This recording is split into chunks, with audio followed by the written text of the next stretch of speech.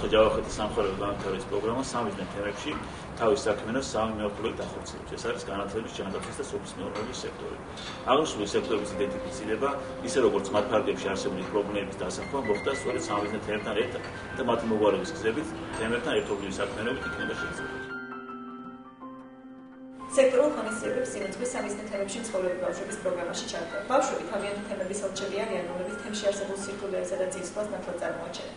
მათ შესახებ ინფორმაცია გადაეგზავნება კანადა მზრუნველებს, რომელთა მხარდაჭერა თემებისა და იქ მცხოვრები ბავშვების განვითარებისათვის ფასდაუდებელია. სირთულეები ბევრია, სასმელი წყალი შორსაა, საჭყავისულა აქვს. გვიჭირს ასევე მიწის დამუშავება და ნათესების მოვა.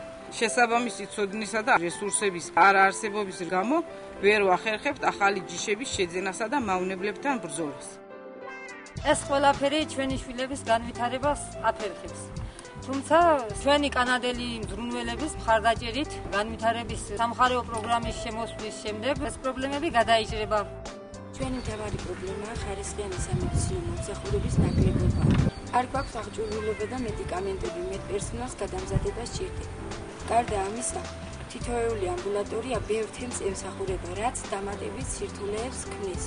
მერზონովნერინ მენ კოკნუ მენ ხატ კოდრელუ მენ ხაზად ჯამანა ხოსუ მენ დაფერ თემანერო ამ ხაღუნ ვად მაინევორ მენ ჩენ გარო უსუმ შაუნაგელ მერ გიუგუ პროფეტე გიუგი დბროც მინჩევ ტეკი ჩორტასანი ამარე მენ კნუ მენ ხარევან გიუგ ზუგუ ცოვორელი.